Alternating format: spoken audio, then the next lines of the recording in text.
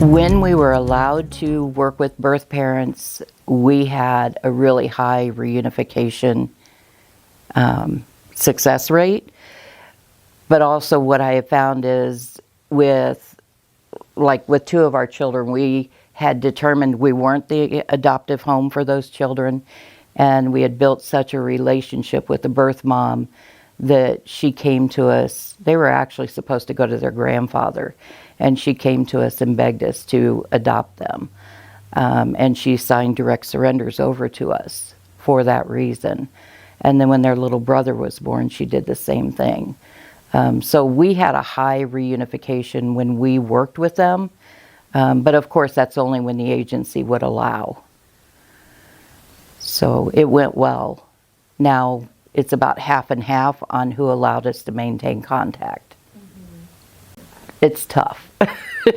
It's exciting, it's emotional, but it's tough because you're hoping and praying everything's going to be all right. You're excited for them, but you're also scared. And, the emotions are very real. And, oftentimes the agency doesn't see that emotional part of it.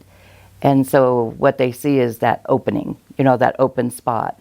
And so when children have been reunified, I can think of one instance where we had a sibling group of 3 return home.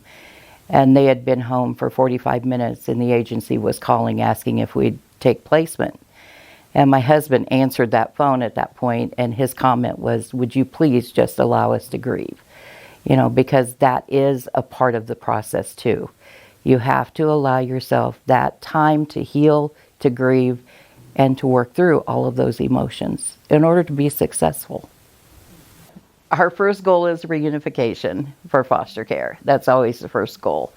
But within our home, we become very attached as a family. And so if reunification isn't successful, we can't send them on. We bring them in as a part of our home because they are a part of our family. We have had several successful reunifications. We have had some reunifications that we continue to maintain contact with the families. We have a grandson who reunified, who is now a dad and in the Army, and we still have contact with him and his 2 siblings and his mom.